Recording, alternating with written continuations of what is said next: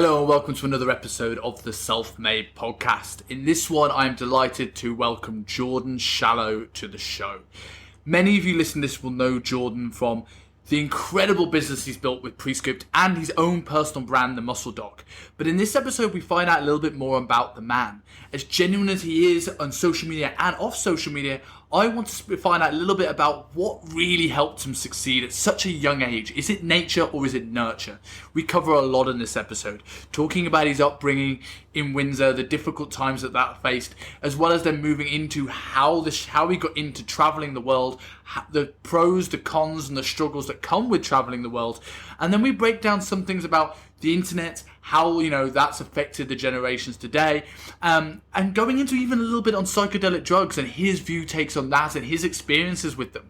This is a fantastic episode for anyone who wants to just open up and find out a conversation about what has made one of the most successful men in the industry the man he is today. With plenty, if anyone knows Jordan, plenty of laughs along the way. As always, if you enjoyed the show, please give us a tag on Instagram, me at Kingsley Dutton and Jordan at the muscle_doc. If you enjoyed the show, to let us know what you think, and I'll be happy to find out what you think of it. So I will leave you with myself and Jordan Shallow.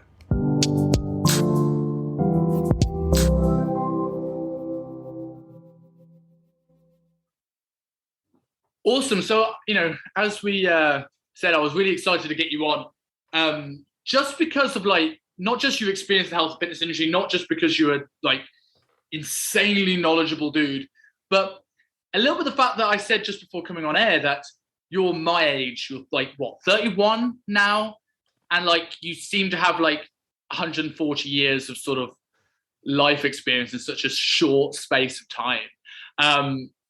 So I just want to kind of delve into a little bit about what it is you feel that's allowed you to kind of get so much out of so little in terms of time. Is there any opening comments before I go into any specific question? Yeah, I don't know, man. I think my hand was forced. Much to our discussion, similar to your case, where it's just you had a plan and you were walking to the edge and you're like, and then someone just came up with a swift boot in the middle of your back and just kicked you right off the ledge. And you're like, all right, well, I guess I'm going to figure this out before I hit the ground. I honestly think a lot of people, for better or for worse, might not have that swift kick. And I don't know where I'd be if I didn't. So it's tough. Saying yes to a lot of things has definitely helped. And I think that's where a lot of people go wrong. And I was just in a position where I didn't have an option but to say yes to a bunch of things that may have been terrible, terrible ideas. But if there was an opening statement, I think it would be that to retrospectively look back at the last decade, I've just probably said yes to things where maybe other people have been more conservative and thought about it, where and some of them being forced on myself, probably just as a consequence of my own poor decisions at times. But that would be something that if I were to impart anything, a takeaway before we even started, I say that would probably be a common thread that we'll see, where I just go, yeah, fuck it, see what happens. And then we sort the rest out as we go. It's amazing when you sort of look back on stuff like that. You tend to forget that sometimes the best things in life are saying yes to stuff that are totally scary. That's so far out your comfort zone. And when you come into a new decision, you mentioned similar to my situation of getting that kick, all the point until I got the kick into my latest sort of part of my career. I didn't think about moving to Hong Kong randomly. Never been to Asia in my life, but let's just come and have some, warm water and cold chicken. I don't remember the time I moved to London and did the commute for 2.5 hours each way. You sort of forget those things. So it's probably good to look back and just think, how many stuff have I said yes to that's actually been the best things I've ever done? Yeah. And it becomes easier too. I think there's a compounding effect where the more you say it, the more you want to say it. And then it almost becomes like an addictive pace where if there's not enough things, then you go making your own trouble. And you're just well, all right, let's see what I can force onto myself if there's nothing kind of knocking at my doorstep. But I think the first couple are definitely difficult. I couldn't imagine the Hong Kong thing. Hong Kong to me, even at the point in which I went to Hong Kong, I was this is a different universe. This is completely insane. but the more you do it, you get a little bit of experience on your belt, and you can say yes to anything. You're like, all right, like, we'll just sort this out when we get there. And the more tools you sort of have as a byproduct of all the past times where you're like, yeah, no, but it couldn't have been bad at this one time, right? So it's nice to calibrate your appetite for risk with some really close calls.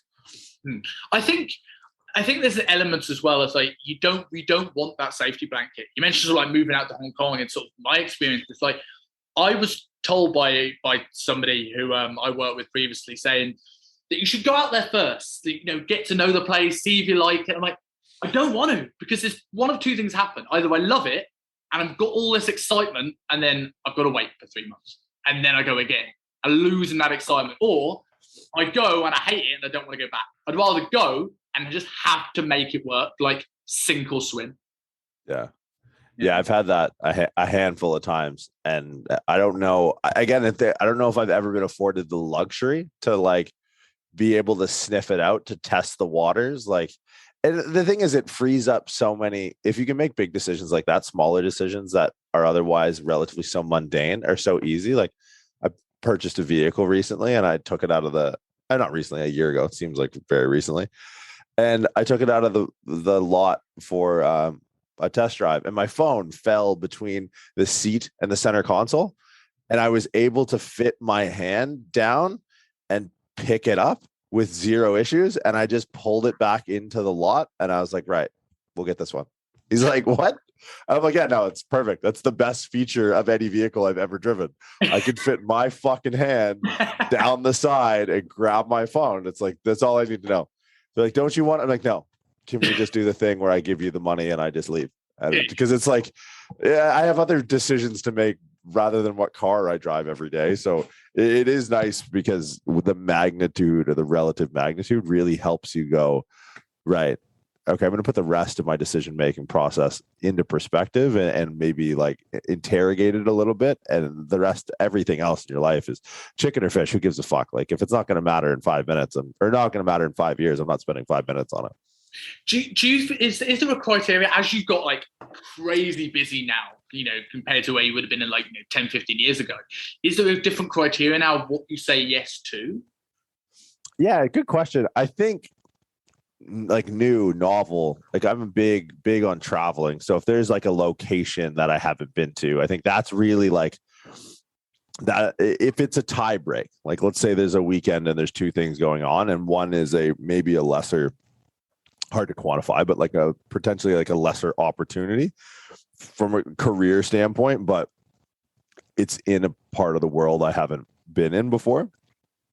That's my ultimate tie break. Like, can I experience new things? Can I be in a place where I don't know the language? Like, it is really coming down. Like, if I had to go to Florida again, like, don't get me wrong, I love Florida. My closest friends live in Florida, but I know Florida. Like, I've driven up and down that state 1,000 times in the last couple of years. And it's great. But if someone goes, hey, do you want to come to Belgrade in March? Absolutely, I want to go to Belgrade.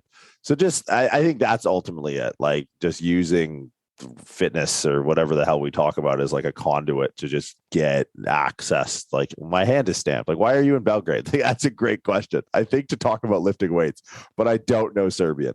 So I think that's ultimately for me, like the criteria now is, can I just go see more of the world? Like, I think that's really it. Can I get to a region that I otherwise wouldn't have been able to go to? So I think above all else, that's it. It's so interesting you said Belgrade. Of all the places in the world, I could 100% get you an invite to Belgrade, because I've become the unofficial trainer of Serbia thanks to my client Miku, who's absolutely killing it. He's just sending me people left, right, and centre, from gym owners to everything else. So if you want a chance to go to Belgrade, I can make that happen. Oh no, it's happening. It's happening in April of next year. I had a guy reach out, and that was sort of like my decision making. Like, I was thinking of a time where it's like, okay, where have I had this? Like, yes, like this, I have to pick between two. And it's literally like, I had this guy reach out who owns a gym in Belgrade. And I was like, look, I don't care about the money, just whatever, if we can scrape it together. If we can't, if not, we'll figure it out. But I want to go to Serbia. So yeah, it's It's where a lot of my friends are from that part of the world. And it's, I don't know, like, especially recently, some of the trips I've made where maybe they're more contentious or historically more contentious parts of the world. And just to see them firsthand is like pretty wild, because you can know it. I can listen to my buddy Igor talk about Croatia and Serbia and Macedonia and Albania until he's blue in the face. And I've heard it, all my closest friends are Serbian, but I feel like you'll never really get to know a place until you actually go. So it's like, yeah, fuck it, we'll make it happen. So, like, going into the sort of the travel stuff, obviously, you had your practice, you worked at Apple, you worked at many like universities. How did this transition into like world tour Jordan Shallow? Like, how did this even come about? Yeah, so I was living, and it's funny, I was looking at the calendar yesterday, the day before. It's been about 3 years of pretty much constant travel. I would say a little bit longer than that, but as far as like really living out of my suitcase completely on the road, I think it started. I mean, I traveled a lot as a kid. My parents were avid that whenever they could save up enough money to go anywhere, but it was like you go to Mexico for March break or whatever. And I think one year Christmas we went to Jamaica. I played hockey in Europe as a kid, so like traveling has always been instilled. Like my parents had moved far away from where we were actually born. So like my family is born on the island of Newfoundland in Canada. So they moved to the mainland, and growing up, like it was always, whether we had to go see grandma, it was a 6-7 hour flight. So I always traveled a lot as kids, as much as we could really afford to. And then up into like recent history, I was working in California, was married, got divorced because I was traveling amongst other things, I was traveling a fair amount just with like powerlifting and then trying to get sort of the education stuff off the ground.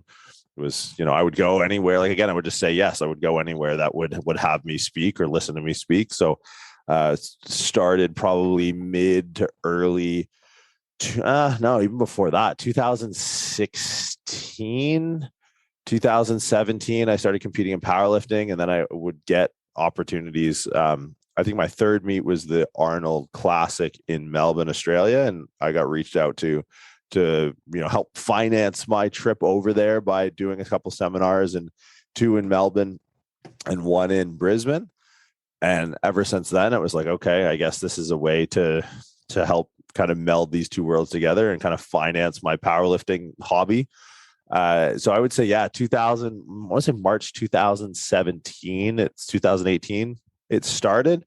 I did the Arnold Classic and hosted my first seminar at PTC South Melbourne. There's a 3-hour seminar. I think I lost 6 months of sleep trying to sort out how I was going to arrange it, and did 3 that year when I competed, and started doing sporadic ones throughout the US and Canada in the time between. And the next year I went out and I did 9. I did 9 and competed, and was traveling a fair bit at the time domestically within the US and Canada. And I would say after that, it was really like, okay, this is something I do now.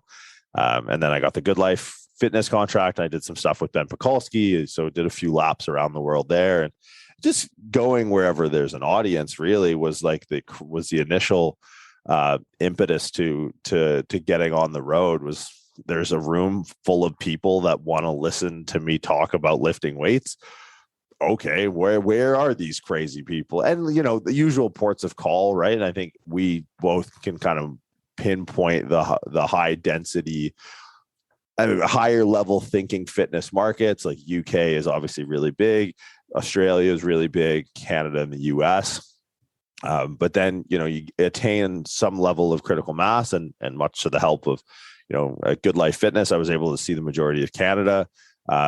Ultimate Performance is how we sort of got linked up. So that kind of put me more international. And then after that, it kind of became, a little bit more a la carte, in the sense that if I wanted to see a certain part of the world, I could probably write it off as a business trip and find someone with a gym somewhere that would let me crash. And so I mean, it's always kind of been, into your original question, it's always been something that I've enjoyed doing. I've liked the idea of traveling, just never really had the means or a good enough excuse to. Like, traveling was always a vacation, right? Traveling was always like, okay, at Christmas when everyone has time off, we are going to go to X, Y, and Z. But now it's hard to parse out what's vacation and what's work these days. So, and that's a nice melding of the lines. Like, it's a pretty nice place to live.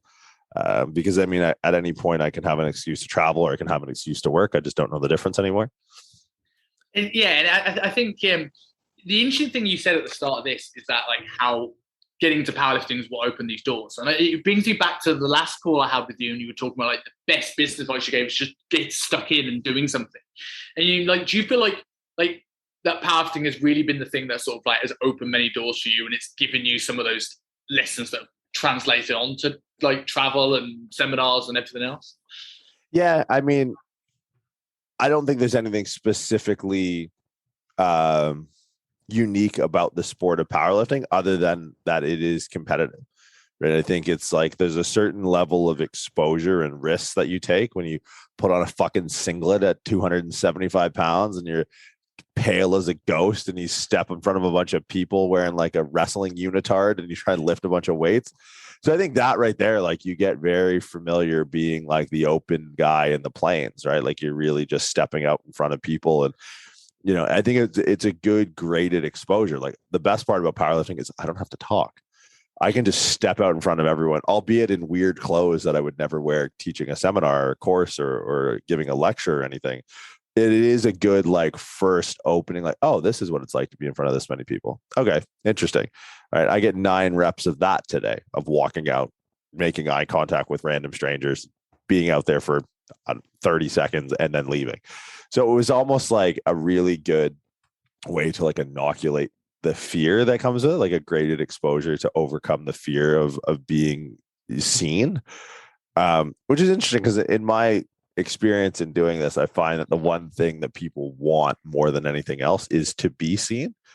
But there's such a fear that comes with the lack of control of the situation. Like, I have no idea if people are going to like what I have to say, or if they're going to be offended by dumb bullshit I say.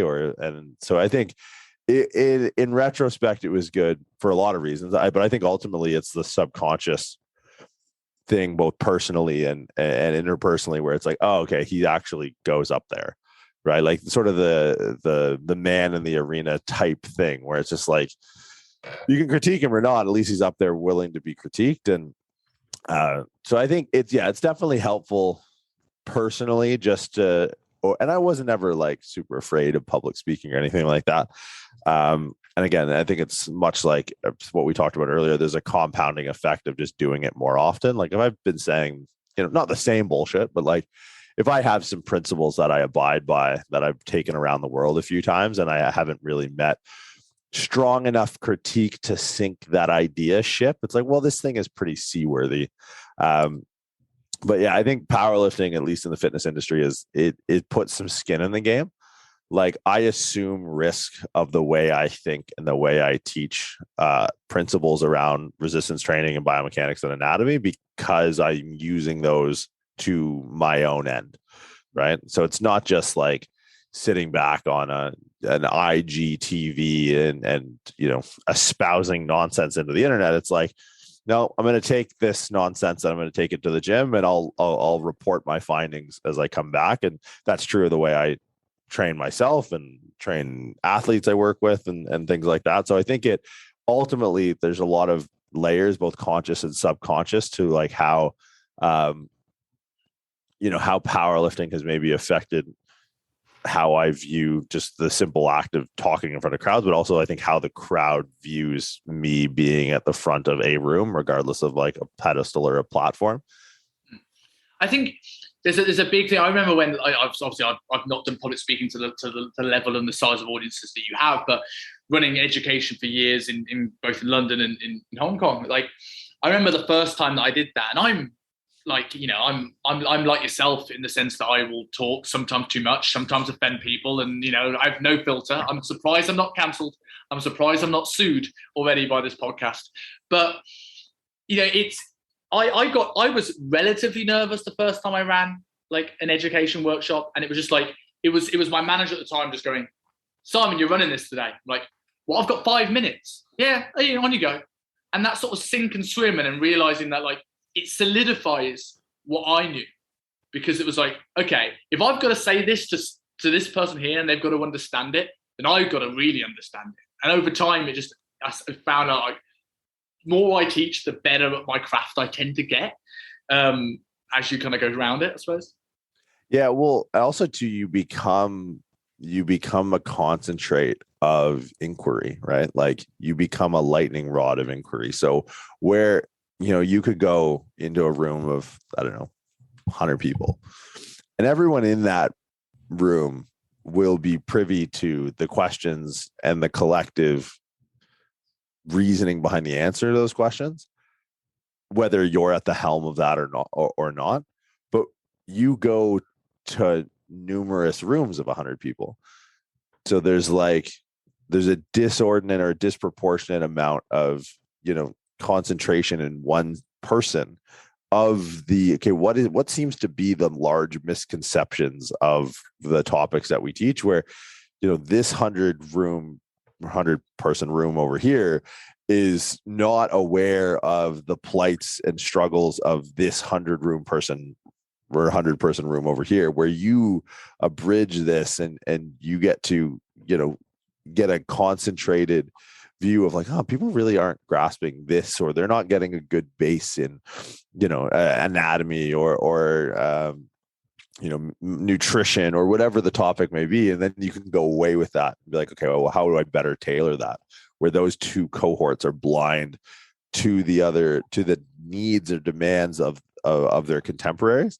So it opens up an opportunity, if you take it, where it's like, oh, okay, like I'm going to really listen to the rooms that I'm in, because I'm in more rooms than other people.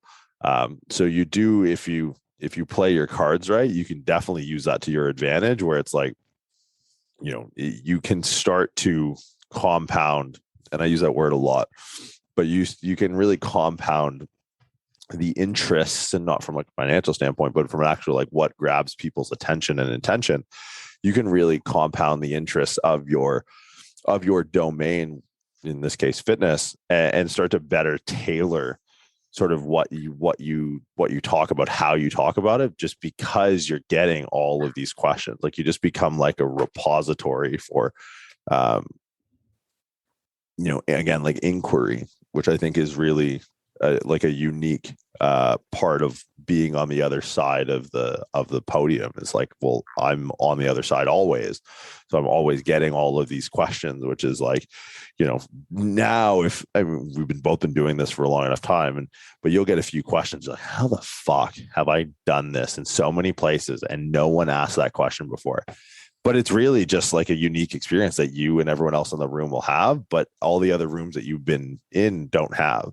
So how can you bring not only just the answer, but how can you even just bring the question out to everyone else? Mm-hmm. And then obviously, hopefully provide an answer that's somewhat near the point. Like, how have you found like going into sort of like relatively, to some people complex topics in terms of, functional anatomy and biomechanics and going to this on a global scale? Like, have you found that you've struggled with certain cultures, or there's been, like you've learned something from a culture where I thought people got this and then I've gone here and then it's like, no, I need to rethink some stuff. Like, how have you found it taking this global? Yeah. I mean, I think fitness is really, I don't want to say like whitewash, but it really brings, and social media and the internet have given a certain expectation of like what it is, what are the standards of fitness. So I mean, I'm sure there are audiences I don't reach just because I don't speak Spanish or I don't speak Italian or anything like that. But as far as cultural, I think the fitness industry is a culture amongst itself. Like if you're in fitness and you're, I don't know, in Spain or in Italy, if in order to be in fitness, there's certain prerequisites that immediately curtail you to being in my culture, in our culture. So I think fitness itself has become a universal culture that, the language and the hierarchy and the different, whether it's powerlifting, whether it's CrossFit, whether it's physique sports or however you want to break it up, there's already a certain landscape, like a topography that's just understood if you're in the industry. Because if you don't understand these basic tenets, you're probably not in the industry. Like you're probably not, like, I think maybe a better way to put it is the fitness industry creates good exclusion criteria for me. Then there's like different analogies and words that you'll use. Like, if I'm in the UK or if I'm in Australia, I'll use cunt a little bit more and like that'll get a laugh. But other than that, I mean, as far as, being able to talk cross culturally about this, I think a lot of people are really coming into our culture, and less so us into theirs, at least when we're in the gym. But as far as like relaying more complex topics, I think it's just, I speak a lot in analogies. I speak a lot in comparisons and trying to draw complex topics back to things that people already have a working understanding of. Like, I think understanding relationships is probably one of the things that has helped me relay concepts. Like, how can I make like apt or adequate like equivalencies? Like, how can I compare what would be I'm trying to think of a stupid analogy that I use. Like, how can I compare getting stabbed or having a client who got stabbed 3 times over subsequent weekends? How can I compare that to like a chronic lumbar spine disc herniation and draw it in an equivalent fashion that actually makes sense? Just little things like that, like trying to bring people to the surface, like meet them where they're at and then take them with you. So I mean, that is probably more challenging as far as like when you compare the task of, hey, I need to connect to someone in a certain culture. I find that is difficult, especially if we're just talking about people who are, of a different culture that are also into fitness. If you're into fitness, fitness is the superseding culture in the room that I'm in. I think it's the more difficult challenge is like, well, how is it that in every room I can try and meet everyone where they're at as far as an aptitude level, and then speak where, I'm not boring those that are at a high level and I can give them a little bit more, but I'm not completely giving just haircuts to people that are at a low level. So I think that's the unique challenge of it, as far as being able to like read a room and be able to like, oh, okay, like I'm going to have to, the baseline level is here. The or the median is here, or the mean is here. How is it that I'm going to fluctuate, without too polar swings, too many standard deviations of concepts too low or too high? I think that's way more challenging than just being like, well, I'm in a different country. Most people kind of get it wherever you're at least if I'm in a place where they're there to listen to me talk. Yeah. I suppose as well, like, you feel like it's gotten easier over the last few years because now people often come to see you or coming to see a Jordan Shallow course, which means they probably followed you for, a number of months, if not years. They probably know what you're about. They know how you speak. They may have done something online first, but they kind of know a little bit about what you're about and come in at a higher level. Do you find the people you see now are more of a certain quality? Yeah, especially if we're self-selecting through like a prescript branded in-person weekend. Like, we just did a 2-day weekend in Toronto, and it was very much that. Like, of the 30 plus students that were there, I would say 90% of them had some familiarity with me, but it becomes like a polar opposite when we're working online now, because now our, the courses that we're teaching are reaching a completely new audience who may not have heard of me. So, I'm perhaps walking on, both from a content standpoint, as far as to not, speak above the mean or median knowledge base of like a new cohort or a new semester. I'm also trying to speak to a mean of sensibility.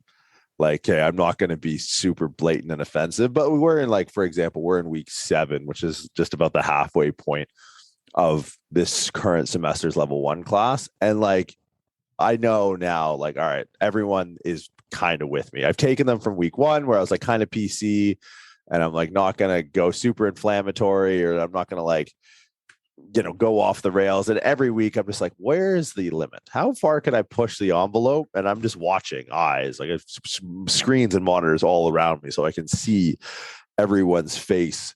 And I just want to be able to, like, what is their appetite for just debauchery? Like, how much stupid, because it is, at the end of the day, it is somewhat, it can be boring, right? And the idea is to, at the very least, make it entertaining, because that's the ultimately that's the landscape that we're competing in, right? Like, infotainment is really what, I mean, fitness in itself is really entertainment to a certain degree, right? So if I'm going to try and, come down into the fitness industry, and not come down, that's a shitty way to organize myself, but come into the fitness industry and be like, all right, I want to elevate the standard of thought process here. It's like, I need to use a palatable vehicle. I need to Trojan horse it with, like, being a little bit irreverent, or being a little bit off color, and just something that'll help these concepts stick.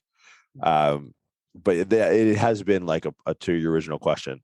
It's easier to talk when we're organizing our own things, because it's very much like people are behind the brand, and that irreverence is part of the brand. So the in-person stuff is giving me a little bit more deference to speak freely, and also to speak freely as far as the content goes, because I know the base level is at least to this degree. Now I can start, extending that olive branch down and bringing them up, hopefully a level or two every weekend. But with the in-person, there's a little bit increased there's increased trepidation, in the sense that, like, I don't even think there's people now who wouldn't know me from hole in the wall, who take this course just because they've heard about the course, not because they've necessarily heard about me or follow me or anything like that. So, early stages, we're really testing the waters as far as, like, okay, where do the eyes just start to really open up? Like, oh shit, I shouldn't have said that.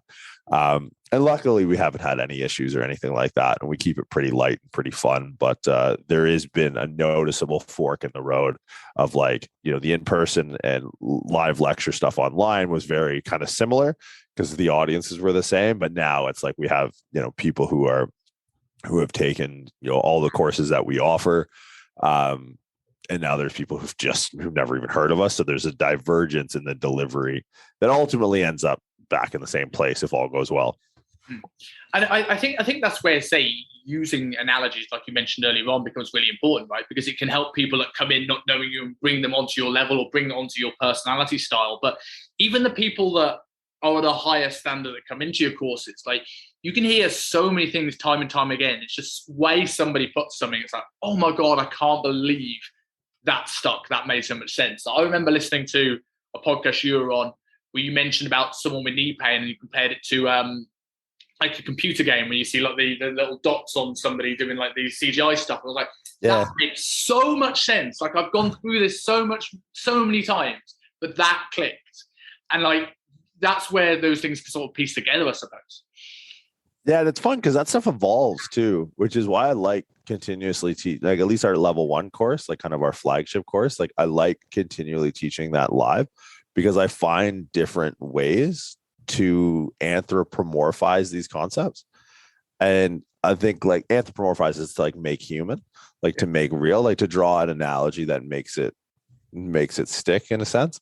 So, like, that motion capture analogy is one that's, like, relatively new in the last, like, year, which when I first started teaching, now that I teach a little bit deeper with our level 2, like, into, like, mechanoreceptors and talking a little bit more about the central nervous system, that helps. But even the way that we teach, like, assessments around the shoulder or the hip or the spine, like, there's the language around that, even in the last, like, 3 months, has completely changed, just because whether it's maybe I'm bored with it, maybe I just need, like, a different way to word it, because I talk about it so often. But I think, it's iterative, and the nice part about not just recording it and slapping it up on the internet for generations to just view the same thing is it keeps it fresh. And I think a lot of it, like, the core principle is the same, but how is it that you can, use things in current events, like whatever the hell's happening week over week, to somehow draw comparisons into our weird little world of, like, anatomy and biomechanics. So it's it's definitely been a helpful endeavor as far as just trying to, it's almost like a cue, right? Like, the way you describe, the motion capture video game thing, clicking for like that underlying concept. It's the same with a cue, like knees in, knees out is probably a poor example, but elbow tucking on a bench press. I didn't really get it until Ed Cohen said, put your shoulder blades in your back pocket. And I was like, oh, okay. For some reason that resonates. So it's like finding the right cue that links this concept to a conceptual model that makes sense. And when you start to deal with broader audiences, it's like you need more cues, you need more ways, more links, more tributaries that hopefully can start to bring people into the central concept. So you mentioned earlier on about like almost filtering up the people that come into Prescript in terms of, like how offensive can I be? How full scale Jordan can I be? And like, how much do you feel that sort of like, you say you haven't had any issues so far, and how much do you feel that's been helped by the level of like, how genuine you come across? Because one of the things I think is made you, I don't want to use the word overnight success, because you've done this for like 10, 20 years. Right, yeah. Exploded in popularity over the last like 4 or 5 years. Has a lot to do with how you've come across. It's very genuine in an industry that often isn't. Do you think that's come down to your upbringing? That's given you maybe that self-confidence to be unapologetically who you are, or, do you contribute that to other factors? Yeah, I mean, definitely I come from a very crass part of the country. Like I would say Newfoundland, and probably one of the reasons we get on so well, and like a lot of like Brits get on so well, is where I come from in Canada is very like, everyone's just out to have a laugh. Like that's really, and if anything else happens, like if anyone learns anything along the way, that's kind of like a bonus. But really, it's just like you just rip the piss out of each other, and then whatever happens after that is just like, well, that's just a cherry on top.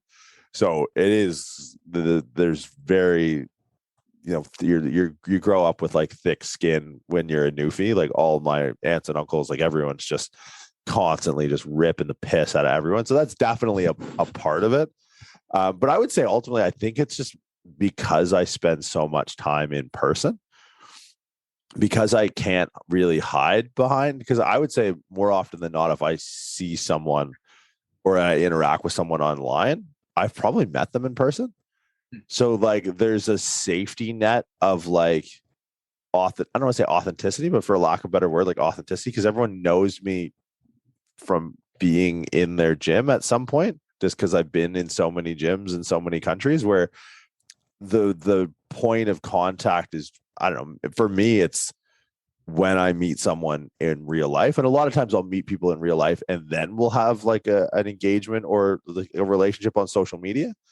So I think that's been ultimately grounding, in the sense that like, I would imagine it would be ridiculously overwhelming to have a dissonant personality digitally versus in real life. But I don't think I would even be allowed to get away with it, if that's the right way to word it, because I've made so many friends in person that everyone's like, "What the fuck is this guy?" I'd be like, "Hey, you're being an idiot." I'm like, "Oh fuck!" Like, so I think I have so many, just because I've been in so many countries, like those in-person touch points, I think are ultimately like what keep me on track, sort of thing. Because I'll be in a gym where I'll meet someone who'll be like, "Oh, like I follow you online." I'm like, that is fucking crazy. That is so weird. And that it's, I don't know. I think that ultimately for me is what keeps the train on the tracks, is just the fact that like, I don't know, you get to show up to gyms and talk to people all day. Like, I don't understand why it's got to be such a, because I know people who work on the internet to a certain capacity, and when I meet them, you're like, "Oh, this is different." And maybe that's part of it too, like my exposure to the other side of like, especially in this gym, and not to say that there's crazy offenders like this where I'm at. So I'm currently in Pure Muscle and Fitness, which like most people who work out here make their living to some capacity on the internet. And seeing the dissonance is like, oh, that would suck if that was me. So I think like, having a family upbringing that's just like ridiculously raw and unfiltered, and then also being able to be in person with everyone, and you can't fake it in person, I don't think. Like, I think people always know that people have inherently like a nose for bullshit, and then also being able to be on the receiving end of it from a consumer side, and being not surrounded, but being in places where you see the dissonance of the digital and the actual in-person avatar. You're like, "Oh, that's really strange. I should probably keep an eye on that, because if that's me, that would fucking suck." I also think it inspires trust in the business, right? I think that's, I suppose that because you are very, very, you are the same person online as offline, that like, there's an element of trust. It's like, okay, I feel like I've got to know what John's about. You meet him, you meet yourself at a seminar, and you're like, okay, this is what Jordan's about, as opposed to, there's so many people I've met in the fitness industry. I'm like, you really aren't the same. Like, you really are a keyboard warrior. And like, sometimes it's not even who you think. I'm just like, oh, this is it right. Right. Yeah. It's unsettling. It's a concept. Here's like, I use an analogy called the uncanny valley to talk about like hyperspecificity and strength conditioning. And I almost look at it like that. Like it's because you know them digitally, but when you meet them in person, it's like, so the uncanny valley is this phenomenon in robotics that explains our affinity to likeness towards human beings, which is basically like, we don't really like Wall-E, because Wall-E doesn't look enough like a human being. It's just a computer screen with a little track. It's like, well, it's kind of like, again, I'll use the word anthropomorphize. It kind of looks human, but it just not really. It's still, so we don't really like it. But as we scale towards, looking exactly like a human being, we like Minions because they're these little things and they have legs, and they're like, all right, well, it's cute. But then we really like the Simpsons, because they look more like humans than Minions, definitely more like humans than Wall-E, but they have 4 fingers and Marge has 5 foot long blue hair. And then we get to this point where we hit like Polar Express, and it's like, hey, it looks like Tom Hanks, but I'm super uncomfortable about it. And that's like where the likeness drops off, where we're actually really close. We're more close to this end of this, let's call it this x-axis of looking just like a human.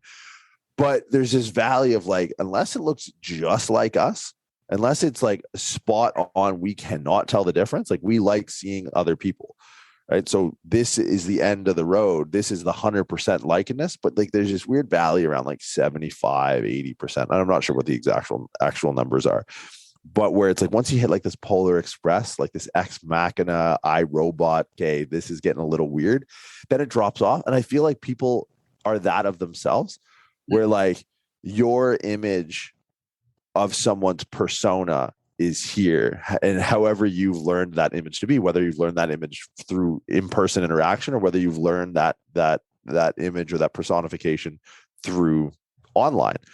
When you see the person work in the other, so say I know someone in person and I see them act online, and I can look at him like, oh, that's Tim, but Tim's doing weird dumb shit. And you're like, whoa, I don't like that. It looks just like Tim. And so you kind of drop into this uncanny valley. Or if you know Tim online and you've never met him in person, you have your persona, your personification, your end of this x-axis is the Tim you know and have learned through social media. And then you meet him in person and he's just not what you thought. And he falls into this valley of like, he looks just like Tim on Instagram, but he's actually kind of a douche. And maybe you would like Tim the douche if you knew him in person and he was the same, because at least it didn't subvert your expectations. So I don't know. I've thought a lot about it because I have friends that I struggle with to a certain degree, like, because I know their personification or their persona in person. And then I watch them online. Like, what the fuck are you doing? Is this hard? Like, is it hard to like just take the one you mask off and put on like the Instagram mask? Like, it's because I struggle with when I see it. I think that makes me hyper cognizant of it when I'm, online myself, to make sure that I don't fall into this uncanny valley of myself. Yeah, I totally agree with you in there. And I think for looking back at sort of like my history, I don't know if it's because I'm just more confident in my own values now than I was like 4 or 5 years ago. But like, I spent a lot of time in places that didn't want me to have a personality, didn't want me to have a certain like way of speaking. And to the point now was I don't think I could do that. I don't think I'd rather get cancelled and piss everyone off than portray an image I think people should like online. I don't know. I just don't think I could do it.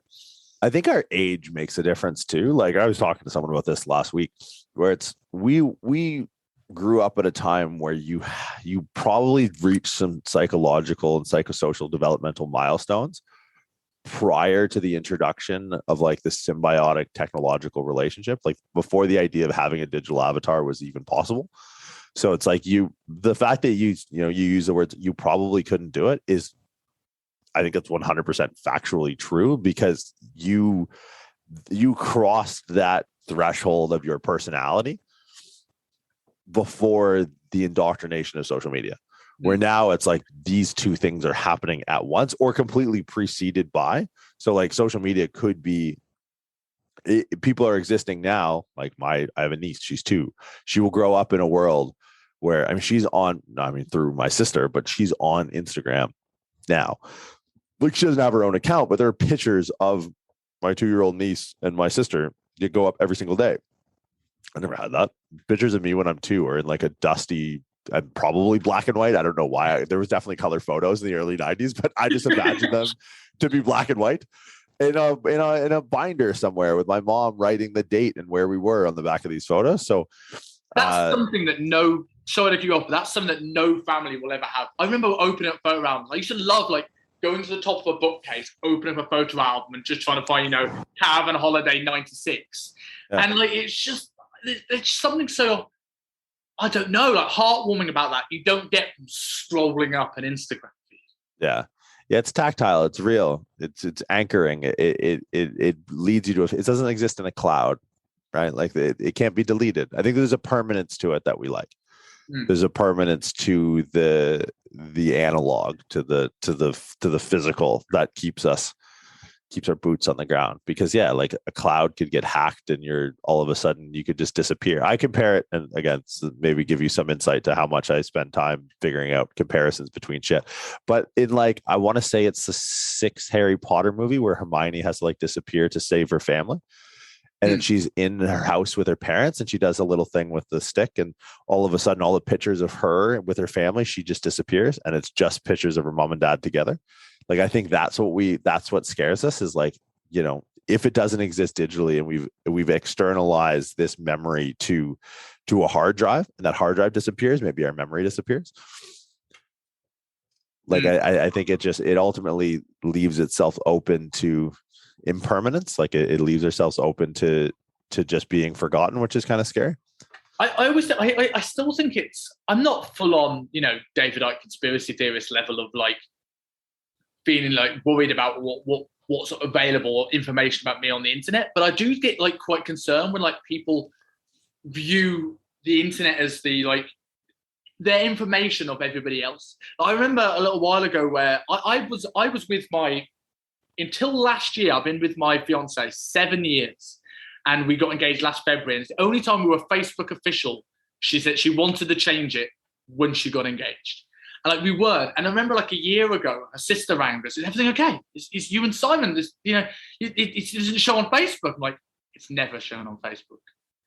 And it's that sort of like, it didn't happen unless it was shown online.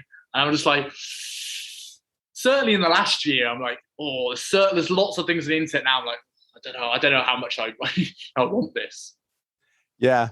And I think, I mean, it's where we live, right? It's something that's resonated with me. The movie The Social Network is always one I revert back to more than a disproportionate amount for the number of times I've watched it. But there's a weird quote where like Timberlake's character, the guy who started Napster, whatever the fuck his name is, he's like, before we lived on farms, now we live in cities, now we're going to live on the internet, which like, it struck me as very like Orwellian, but at the same time, it's also been like it's been a helpful sentiment, like especially with the work side of things. And it's always a conversation I have with people like aspiring to mix social media with a business pursuit. It's like, when I was making money in California, I was living in California. I had an office and I was working at Stanford and I was working at Apple and all that shit. When I was making money in Toronto, I was living in Toronto. And a lot of people, if they want to make money on the internet, it's like, well, you have to live on the internet, right? So it is difficult to take this omnipotent, or not omnipotent, but this ever-present or omnipresent thing and make it a physical locale. And there are things from a business perspective that I think you need to subscribe to in as far as practices online. But yeah, the melding of the interpersonal, like just as if I were to walk into a normal 9 to 5 office space and like there would be a certain level of voyeurism that was seen intrusive. like holding that close to your chest and maintaining that, I think for me anyways, and it might just be a generational thing, is important. Like I think it's good to have, and not to be disingenuous, but like to have your life outside social media. Like Tess and I have been together for 9 months and I don't think we're even friends on Facebook. Like I have no idea, but yeah, it's odd. The voyeurism is a little unsettling, but I think it becomes more, you become more settled when you just become more settled with yourself. Like you're also like, yeah, don't, oh yeah, okay. Because that clearly occupied more space in her head than it did yours. Yeah. Right. To like pick up the phone and be like, is everything okay? It's like, yeah. Don't you have any, like, is your stove on right now? Do you know where your kids are? Like, why is this the preeminent thought in your head right now? Do you think, like, you going into that sort of like living on the internet sort of thing, do you think there is an advantage for people that are growing up in this internet generation that it becomes more second nature to them? Or do you think there's a big disadvantage now of people lacking more resourcefulness because everything can be immediate? If I want to watch a movie, I go on Netflix. I want to get food, I go on delivery. You know, this delayed gratification. Do you think there's less of that now than maybe when you were growing up? Undoubtedly, yes. Whether or not it's a problem will only be a problem if that access somehow abruptly goes away. Right? Like, if Uber still exists forever, is it a problem that kids these days don't know how to change a tire? Like, probably not, until it is, and then you're fucked, right? Which is like, you know, and I don't want to, because that thought process quickly spirals into hoarding canned foods and preserves and like just hiding in your fucking basement with a bunch of ammunition. So it's like, you got to be, I think there's a line to draw. I think ultimately we're at a unique, you and I are of a unique generation where we can benefit from having our feet in the ground before we start fucking off with our head in the clouds, where it's fine if you never have to land. Like, if you're a kid that grows up in it and it just keeps trending, and then who knows, maybe in 30 years there'll be a crazier, unpredictable amalgamation of technology and human beings, where you can look back at TikTok like a very analog, a very wholesome, remember when we used to go on TikTok type thing. So it's like, I wouldn't time will tell ultimately. But I think if one thing, like, I remember having a Blu-ray player for like a week, and then Blu-rays were obsolete. And I was like, wait a minute, that didn't take long. Like, I had VCRs my entire life. And then all of a sudden I had Blu-ray for like a week, and then everything seemed to be like going digital very quickly after that. And I was like, I started to noticing like the doubling rate, or like the half-life, maybe another way to look at it, becoming very, very short, to the point where it's like, well, I can't accurately predict how this trend is going to unfold over the next 20, 30 years. So I think where people are at now compared to where we were at, it can be an advantage as that indoctrination is more seamless. Like, I know kids on TikTok that are making a bunch of money, and hey, good for you. Until TikTok, if for whatever reason, goes away, and then you might be fucked. But as long as it doesn't go away and it seems to evolve, and humans seem to evolve along with it, I think they'll be fine. And I don't want to think that either. Like, I want to think like, oh, you kids are going to need to know how to rub two sticks together and make fire. It's like, you curmudgeon old fuck. Like, that's never going to happen. If it does, then I'll just burn everyone else's down and take their food. But like, if it doesn't, then I'll just sit there and be kind of upset. But I don't think it's necessarily an advantage or disadvantage, because, you know, obviously to a certain degree they're advantage because, you know, they are more comfortable and they don't have to, like, I had to get Tess to explain to me how to post a reel the other day. I was like, what the fuck is this? And she's like, God, you old man, like, come here. And so she had to show me, but, you know, there are times where we don't get them here. Oh, bless. Jeez. That's insane. I forget about that. I don't get Instagram music either. Wild. Yeah, so like, if there's ever a music on any of your stories, I don't get it. Interesting. Yeah. Wild times. But I think it's a wash. And it's a positive if you play your situation to be a positive. Like, I think the way we use social media and superimpose maybe like our values, which is a word that's come up more than a handful of times, and impart that in the way we conduct ourselves, then it's a positive. But I think if someone, might have a better aptitude and less of an aversion to going on social media because they were indoctrinated into it, then that's a positive. It's really just, are you playing to your strengths ultimately? Yeah. I going back into the VHS, that goes back into so many memories. It's like there's a whole generation of people that's never had to blow into their VCR player to try and get The Simpsons to work. Right. I remember getting so frustrated at an N64 because GoldenEye wouldn't work unless I blew on it like 400 times. It's amazing how that worked, though. I don't know where it started. Is there a logic behind that, or did someone just try it one day and just like, this works, and then Chinese Whispers got out? Right. Yeah, I don't know, but also too, like, it's just turn it off and turn it on again, no matter how technically complex. Like, I was on a plane from San Francisco to Toronto last year. It was a 7 a.m. flight. I've taken that flight 100 times. And Silicon Valley, like San Francisco, is where like the internet was essentially invented. And it's a 777. Like, this thing's got 300 people on it, maybe a bit more. It's a big fucking plane. And the usual waiting to taxi back from the jetway sort of thing. And like the pilot comes on the PA system there and is, we're having some technical issues with the plane. We're going to turn it off and turn it back on again. I'm like, if that works, I'm getting off the plane. Like, if whatever, it has to be more complicated than that. Like, it has to, this giant tin can that will hurl through space at, I don't know, 600 kilometers an hour at 41,000 feet. It's like, if that is the solution, then it wasn't that severe of a problem. Like, I just felt so uncomfortably entire. Every bump, I was like, oh fuck, there goes the computer again. I have to turn this thing off in the middle of the air. But yeah, there's certain things, there's novelties you miss, right? There's simple, and maybe we're just being nostalgic, and maybe those things still exist in a more present form. But yeah, there's something really cathartic about just taking the N64 out. Yeah. And then putting it back in. I think maybe it's because it felt like you had some control over the outcome. Yeah. That you don't have that now. Like, there's no physical thing. It's much to our conversation about like the tangibility of the photo album. It's just like, if it deletes, it deletes. Like, if your house lights on fire and the thing goes up in flames, your photo album goes up in flames. That's one thing. But that's about what it would take to get rid of a photo album, because it's like, who's breaking in and stealing your photo albums? But someone would absolutely hack your thing, your iCloud, and then all of a sudden you don't have access to your photos anymore. Yeah.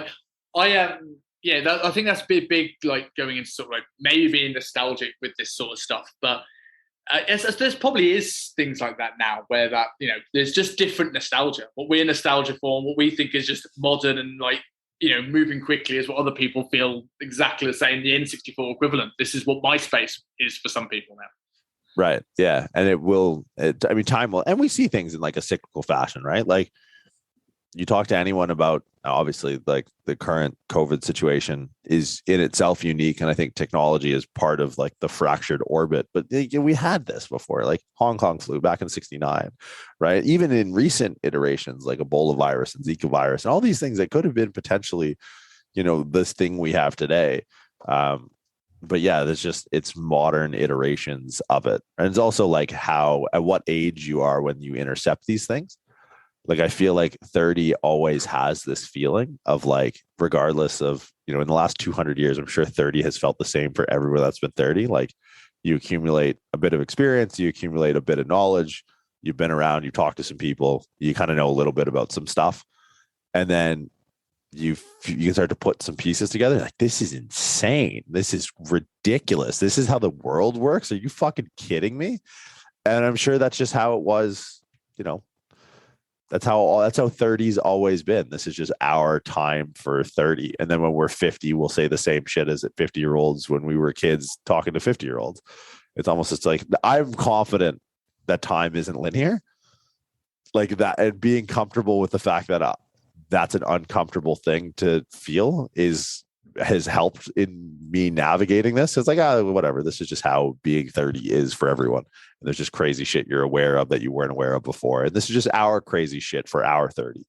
But other 30s, like, imagine being 30 in 1938. That would have been literally insane. Mm. That would have been the craziest type of different crazy, where so you take someone from 38 and you put them here, be like, this is nuts. Like, how the fuck are you guys dealing with all these cell phones and news and all this stuff? I'd much rather have a foxhole with a rifle. You know what I mean? So I don't know. It's I suppose you I look think at it just two ways. Like you can look at What's it. You can look at it two ways, I suppose, in terms of like the acceleration. I was thinking earlier on. I was like, do you feel it's been accelerated? Like you were saying, like we know some stuff and you start to understand how the world works. And I feel like yes, things like viruses have been cyclical, but like because of the importance of social media now during this recent pandemic, and this is the reason why it's become a global pandemic, right? And everything else got global because you wouldn't even heard about it. You know, Ebola 30 years ago, you might have heard a little bit on the news, but that's sort of it. This has all exploded. And we now see the world being very divided by, because it just opened up every hole that's in politicians, world leaders. These holes have come up for people to go in and explore. And I wonder that like, we as at 30 years old, when we start to know some stuff, it's almost quite dangerous being exposed to things that we maybe should not be privy to, that like just a massive global cock up will actually do to you. And like that's why so many people are going down so many rabbit holes now. Yeah, I think this ends like one of four ways. We end up on Mars. We end up living in small homogenous communities again. We end up just giving up to or forgiving ourselves or forfeiting ourselves to like the inevitable symbiosis fully of technology. We all just become AI in the machine, or North Korea turns two keys and we all just go back to the Stone Age. But I also like the idea, because we romanticize figures in history because we didn't have those little rat holes to peep into. Like, just imagine Churchill's Twitter feed. Like, just imagine his DMs. Like, Churchill's definitely sending dick pics. Like 1000%. If that technology was available to that man, his horn would be all across the fucking UK, without a doubt. I don't even think just Churchill. I think the amount of people that are squeaky clean on social media, they get caught out by, let's say, an iCloud hack. I want to see what like Gandhi was up to behind closed doors. Yeah, like that's probably a freak. Yeah, but I mean, I don't know. I like looking retroactively at that and being like, yeah, whatever. It's just human beings being human beings. But like, I don't think, you know, what was the Shakespeare, like all the world's a stage sort of thing. Now the social media gives us all a chance to be actors, which for better or for worse is maybe not the best thing. But yeah, it has been an interesting couple of years because of I think the pitch and the magnitude and the frequency of like this voyeurism has allowed you to really kind of pull the face back on everything and be like, this is just absurd. And it comes back to the control thing. It's like, you can either think that you can control it, or you can come to the grips with the fact that no one ever has been in control. And you just like kind of just give up the fear that comes with knowing you're not in control and just like, all right, I'm going to go do whatever the fuck I want anyways. That seems to be what everyone else is doing. So why not me? Yeah, 100%. And I think it almost gives you like a little bit of a segue what we're saying we were going to talk about before we went on. Like going into like looking at trying to piece together this world, understanding some stuff at the age of 30. And I've wanted to chat to you about this for a while because I keep hearing you bring up the topic of psychedelics on, you know, numerous podcasts, but we never ever hear about your side of the story. So like what is your experience with them? How have they helped you become the guy you are at 30 or not? Like, you know, I don't know. It's a weird one because it's a very podcastable topic. Now, like I never did any drugs growing up. Like I've never smoked weed, never did anything. I haven't drank in 13 years. Like I stopped drinking when I was a teenager. So like I started to take and I don't take a lot and I don't have much experience with them, but like I take drugs because they're fun. Like that was honestly how it started, was like, this seems like fun. I don't necessarily subscribe to the idea that it's medicine. Like, sure, it's medicine in the sense that medicine has side effects, but like, you know, a unified stoned ape theory that we've expanded our frontal cortex because of mushrooms is like, I don't know, maybe I'm not taking the right mushrooms when I was taking them, but it's like, I think it's just a side effect. Like, yeah, you can feel a certain way if you take promethazine too. Like, I'm not just sitting there, but I'm not going to preach fucking lean and Zerp because it makes me feel different. So I think first and foremost, like in talking with the conversation around like drugs in general, there's always like, I don't want to say a preface, but there's always a disclaimer for me where it's like, you know, I consider performance enhancing drugs, right? Like, I think the same way about performance enhancing drugs that I think about like psychedelics and acid, mushrooms and shit like that. Because I know plenty of kids who, you know, walked into the gym the first day and it was like, where's the Stanozol at? Right? Where's the Winstrol? You know, then they're decently lean, and then, you know, maybe they get to 90 kilos and they got abs, and it's like, okay, great. And then the Winstrol goes away, and then the abs go away, and the bicep vein goes away. But then there's like, you know, you slog it for a decade and you figure out nutrition and you figure out how to train and execute movements. And maybe you've fuck your way through some periodization that makes sense. And you start to actually see some progress. Then you throw some gear at it because you're not competing in anything anymore. And you put on like, you got a fucking rig on you because you did the long hard yards first. Right. And it's like in the world of like, you know, psychedelics and podcasts and things like that, the hard yards for me anyways, in like, you know, in that sphere of development is like, go to therapy for like 6 or 7 years, figure your shit out, sit down and like poke around in these corners when you don't have a drug forcing you to like deal with shit. Then when you take drugs, it's like, dude, drugs are blah. Like I have friends who are like afraid to take like psychedelics or afraid to take mushrooms and all that. And I get it. Like I 100%, when I took them the first time, I was like, what the fuck is this going to do? Right. Like there's a fear, but there was no fear in like what was going to come up. Like I'm pretty self-aware after, I don't know, like 7 years of therapy, talking to a shrink like every week, where my downfalls are. Like I'm not, like I've cheddar bobbed myself or I've 8-miled myself, where it's like, I know all the things that I suck at. Like I know the things that, you know, my proclivity to avoid certain topics or to act a certain way in certain situations. Like I'm pretty self-aware because I've done like what I would consider the hard yards, that if, you know, I have some sort of revelation because I don't know, dome 2 grams of mushrooms or something like that, it's really kind of just exacerbating something that I was already aware of, rather than just being like, oh man, like I didn't know that I had commitment or abandonment issues until I took this drug. It's like, that's a problem. Like if you're finding yourself in a cap of a thing that grows in shit, it's like, that should tell you about the way you've been addressing your psychological state up to the point of taking drugs. I feel like it's the same reason people take any drug. It's like, that's not a fair statement, but I feel like it can just be used as like a cop out from like actually doing the hard yards and doing the work. So it's like people, you know, there's a very woke, you know, spiritual gangster social media thing about mushrooms and psychedelics and stuff. And I think it's just people, you know, it's the equivalent of like the YouTube in the fitness industry, where it's like there's bodybuilders that are like the sharks, and then there's like these little fish that go in and eat out of the teeth of the thing that did the hard work to actually kill the thing that everyone else is living off of. Like it's the same way with drugs and like psychedelics and social media. It's just like people are, you know, habitually, like to a point where it's like you have an addiction. Like I know people in very, you know, prominent figures in our space that have done 200 plus ayahuasca ceremonies. Like how much stuff could you need to sort out to do 200?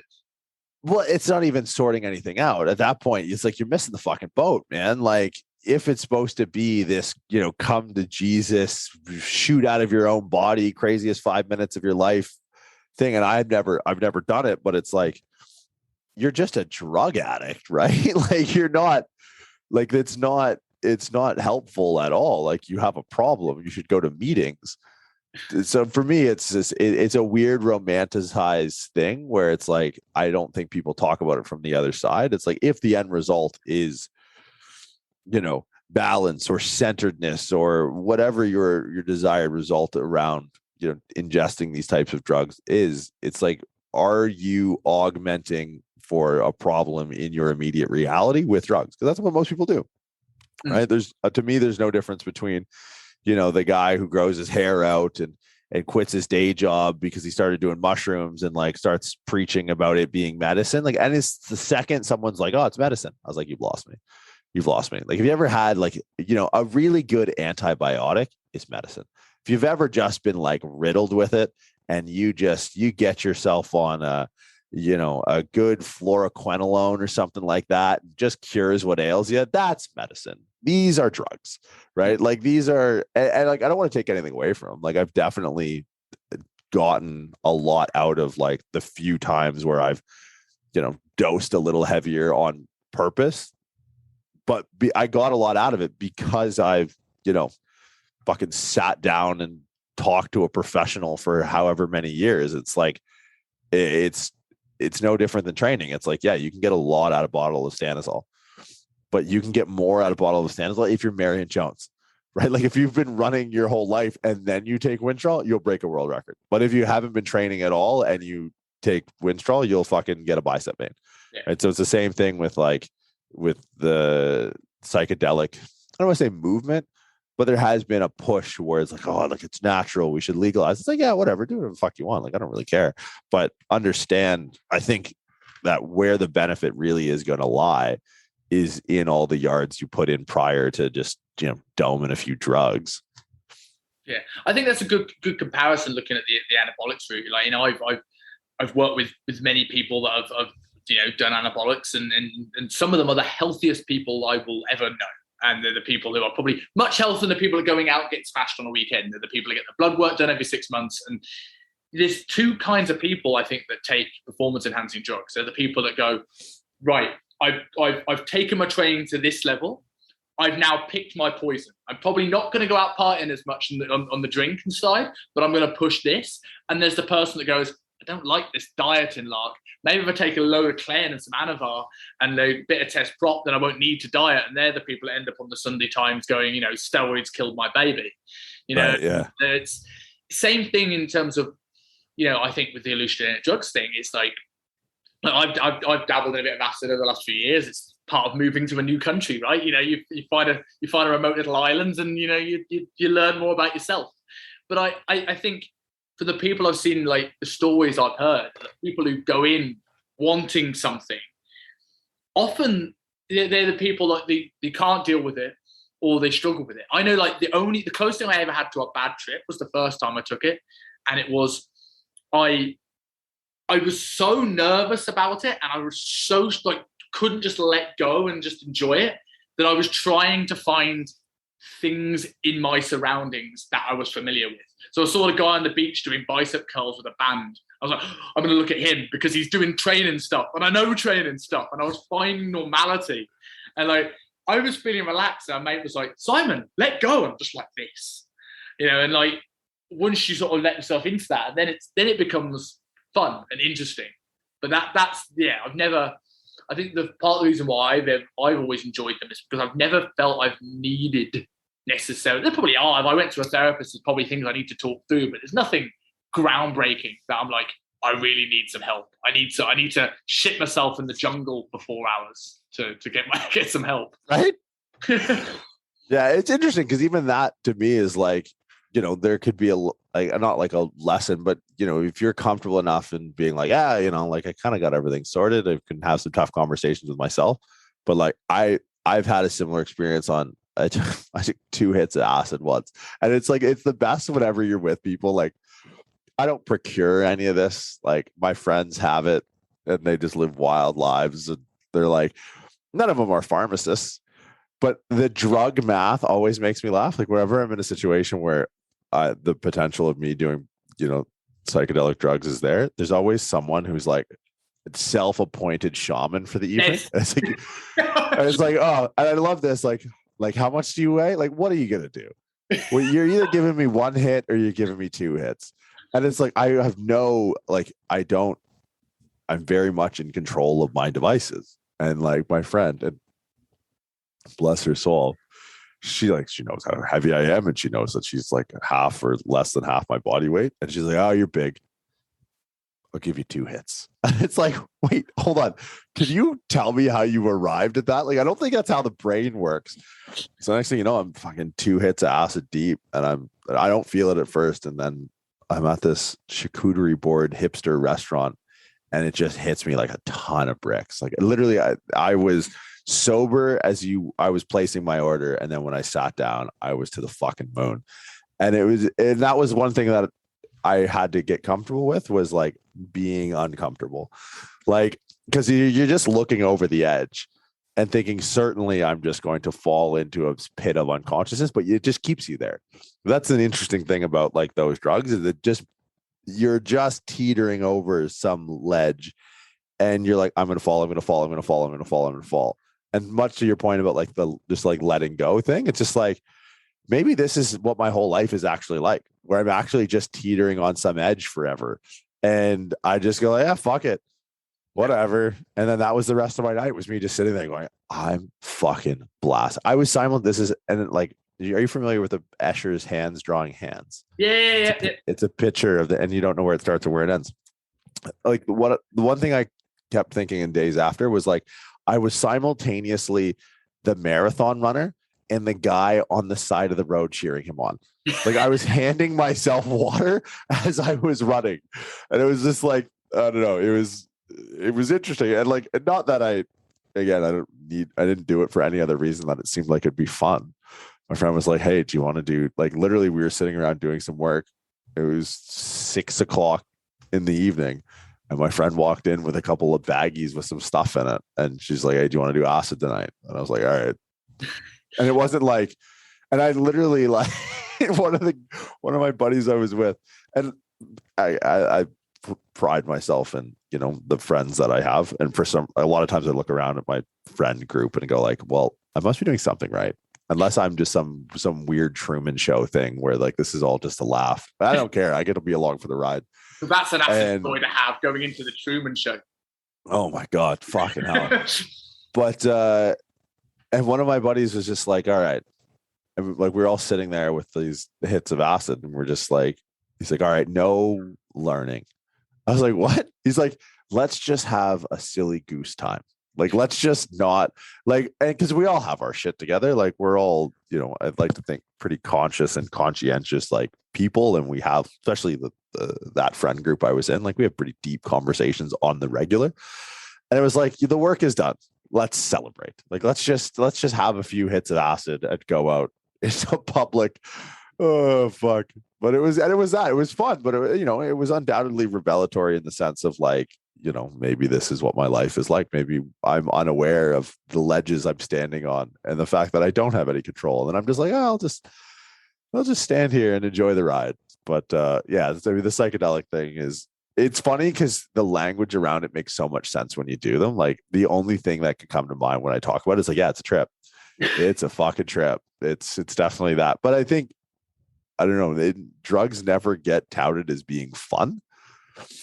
They always just get, especially like that class of drugs. Like, I'm sure heroin's terrible. Like, don't do that. But like, when it comes to psychedelic drugs, and I'm very much like, I've had a few, I would say maybe 6 times where it was like, whoa, we're melting here. I'm turning into furniture. But, I've had, therapy at least once a week for 6 or 7 years. So it's like, yeah, the couple hits of acid and the mushrooms, and that was a good time. It was good. There's a lot of therapy sessions that weren't a good time. Yeah. That were, especially when you're 26 years old, homeless, divorced, living on a floor of your office, or working on weekends just to get flown to a place to stay in a hotel so you don't have to shower in the gym that you work out at. It's like, yeah, those sucked. But acid trips were dope. Yeah. Those are the things that aren't going to like solve all those world problems. But I think it's really interesting going, like, I think that's what I took away from the experience is almost like learning to just be like, right, I could sit here and stress about this and not let go and have a horrible time, but it's lasting for 12 hours, whether I do or I don't. Right. So like learn. And I remember like the first time I did it, and like, we spoke about this before, my terrible mobility through my shoulder. And I remember just like placing my hand on my side. I was like, it feels like there's a hole in my chest. Like, what the fuck? There's a hole in my chest. And then I just realized this is as it was winding down. And I was like, no, this is just how my chest is supposed to move, and it's not rock solid attached by my nervous system. Like, man, maybe I'm more stressed than I think I am. We were watching this, there's a theme park here called Ocean Park, and it felt like it was like 50 meters away. And then by the end of like 12 hours, it almost like the whole island had moved. It was like absolutely mental. But it's the best. Yeah, I think they say the biggest thing is like that. Is like for me, it was I felt I got to know my mates more in 12 hours than I did 2.5 years. Like being into those stories, really listening to them, feeling like you're right there, like you're right next to that person running the marathon. And I think I agree with you. I think those things aren't talked about enough because it's this self-discovery thing all the time, rather than just enjoying yourself for what it is. Yeah, and I think that's like, I don't know, if the whole idea is being more present, then going in with an agenda is antithetical to that idea. It's like, man, I don't know. Like, I never thought that like I would get super blasted and then just think about like the Escher's hand drawing hands thing. I was messaging someone about the trip while I was tripping. Do you feel that you can focus? So I know that like I can be like melted into something, and if I have to text somebody, I can be completely with it, and then I put my phone down and I'm gone. Depends on the drug. Yeah. I found acid was like acid. I can be that. Like I went to get up and order like just a bottle of water or something, and like sitting at the table static was a concern. I was like, there's no fucking way I'm going to be able to get up, walk over there, stand in line, not look weird, articulate, pull out my wallet, pay for something, and sit back down. But then the guy on the side of the marathon was like, you can do it, buddy. You can do it. And the next thing you know, I'm up there and I'm like, this is happening. But on the outward, I would imagine, and maybe the security camera footage would look different, but I was like, I'm so fucked, but I'm sure I look so normal. Where like mushrooms, I don't think I'd be able to. Like if I was that equivalently blasted on mushrooms, and I had like I don't want to say an unexpected trip, but I did like a mushroom chocolate edible that I think was dosed improperly, and I had to go to work, and I was fucking completely melted. Luckily, I've done my job, and this was with like a very high profile client, a really high profile client, and you can never know about it. And for like, I was at my peak state of like inebriation, let's say, as I walked in the door to meet with him, and I was like, this is terrible. It's amazing, but it's also terrible. And I was like, I freaking run autopilot on manual therapy quite well because I've done it so many times. Yeah. But I think it depends a little bit on the drug. But it's never boring, that's for sure. Yeah. Yeah. I mean, like, do you feel that like going through, like, almost like wrapping this up in a bit, because I know that you're getting towards the end of the time you've got available. I don't want to keep you as much as I could talk about this all day. But do you feel like going, like you mentioned, having therapy for 4 or 5 years, like on a weekly basis? Do you feel like going through, like you mentioned where you grew up was a rough place, and I can relate, coming from Wolverhampton. Do you feel that helps you get more out of those sort of things, whether it's just like hallucinogenic drugs, whether it's life in general? Like, do you feel it's like, if we're going into the nature versus nurture debate, do you feel like it's the life experiences have got Jordan Shallow to where he is today? Or do you feel it's more, the family you had and like a little bit of... I think you can better put into perspective the life experience when you come from a place like we have, because it's like everything is amazing to me. Like everything is ridiculous. Like everything is the craziest thing ever. Every day I'm like, this is fucking insane. Because I grew up in a place where it's like, I lived in like a decent neighborhood, but 5 blocks from my house, one of my closest friends lived in a neighborhood that was housing projects, like one road in, one road out. And other than him, she's like now a nurse and works in a hospital. Every other kid our age or 5 years older and 5 years younger is dead or in jail. Like, and that's not being hyperbolic. Like, that is 100% the case, that he is the only person who is alive out in the outside world. If they're still alive, they're in prison. So it's like, if that was the potential future that you had and your life is anything but that, it's fucking amazing. And like, I grew up in a city where it was, if you looked up, it was gray, there were smokestacks, it was factories, everyone was working 12-hour shifts. They were either on nights or on days. They built cars or still seat belts or shit for cars. That was it. So it's like, the fact that I can come here and sit in this like ridiculous studio and talk to you who's in Hong Kong. And I've been to Hong Kong. I actually have the Hong Kong Ferris wheel tattooed on my finger. Oh, that's awesome. Yeah. So like That's where I got engaged, on the Hong Kong. Get the fuck out. I have Big Ben here as well. I got Big Ben. So I was just like, the fact that I've been to all these ridiculous places, it's just, it helps put in, I think, better perspective. Where if I had grown up with like, and not thinking like some of the worldliest people I know with the greatest perspective and the most appreciation for everything, even the smallest little, interaction with a passerby are friends who grew up in well-to-do households. Like, some of my most cerebral, switched on, appreciative friends grew up with, on planes. And I don't mean like Delta, like I mean their relatives own 737 planes, and it's like when they go on vacation they just take their uncle's plane. So I don't think being broke gives you a license to morality by any stretch of the imagination. But I think for me it's helpful to just be like, yeah, I never thought any of this was even real. Like, I didn't know. I remember seeing the Sydney Opera House, which I have on one of these fingers, I got it on that one, for the first time, going, I didn't know what to expect, because I saw it in the 2000 Olympics and I was like, there's no fucking way I'm ever going to see this in real life. I thought I was just going to see the inside of a factory forever, work at a dock or something like that. So yeah, I think for me it's been helpful, but I think regardless of your situation, whether you grow up in like, super affluent parts of the world or, in good circumstances or not so good circumstances, you can use anything to your advantage.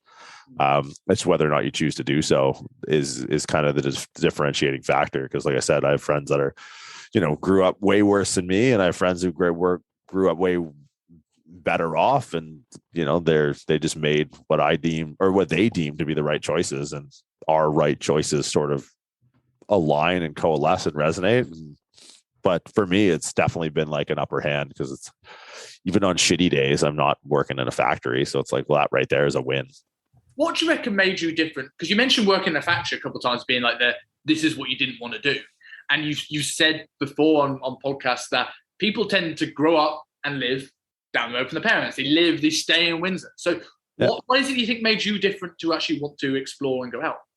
Because my parents didn't grow up down the street from their parents. I think that's what it was, right? Because my parents were both the youngest in their families, and they're the only ones that left the island, right? So like, I was the sort of the nomad, just pick it up and figure it out.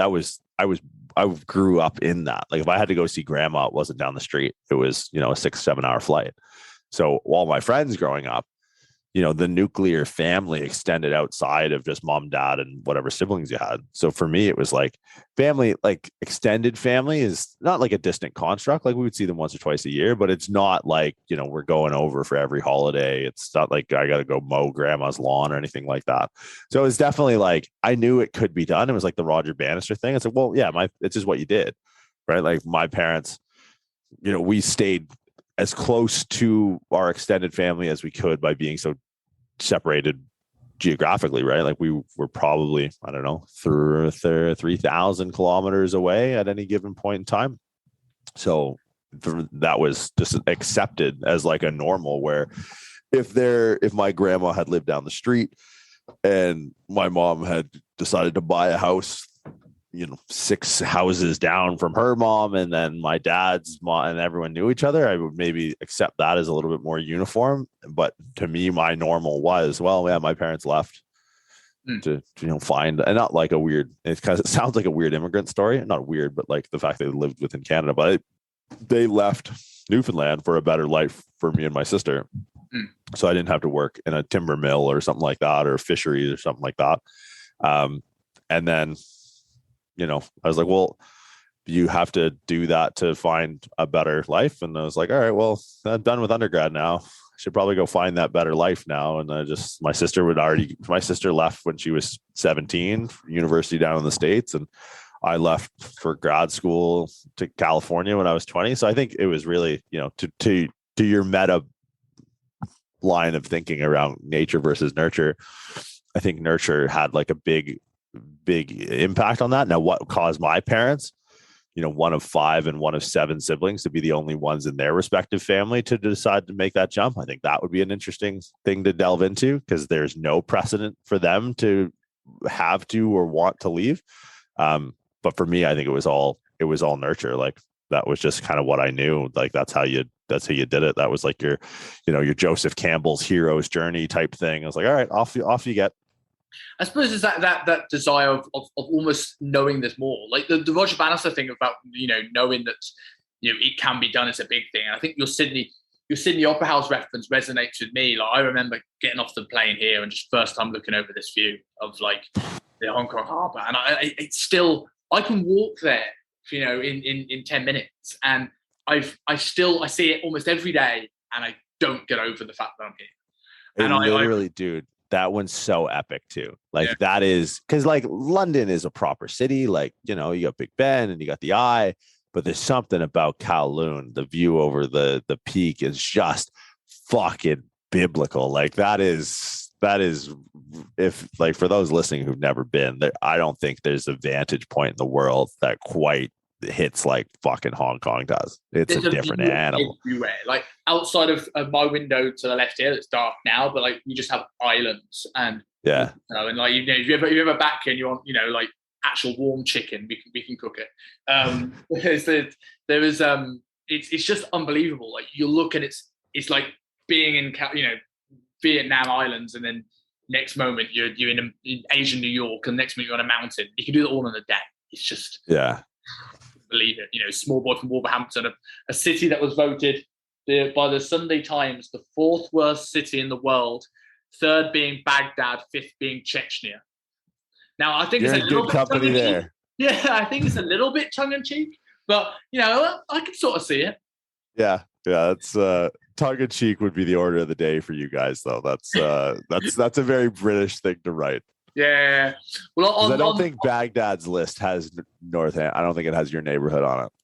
No, probably not. Probably not. I mean, most media outlets have probably been blown up, so if it is, you probably can't find it. Right. Yeah. Anyway, man, I'll let you get on with the rest of your day, because I know how busy you are. But for anyone who doesn't know you, although I think most people listening to me probably do, where can we find you? Tell us about our skill acquisition course, is the one just coming up. Right. Yeah, skill acquisition starts this afternoon. Oh, okay. So we have Prescript is where we serve all of our educational content. So www.pre-script.com, Instagram at @the_muscle_doc. If you guys have any direct questions, just shoot me an email, jordan@themuscledoc.com. Pretty accessible through there. But I appreciate you taking the time, man. This has been a long time in the works. It's good to see you. Appreciate you putting this together. Thank you very much, man. I've thoroughly enjoyed it. Thank you very much for your time. Of course, man. We'll chat soon.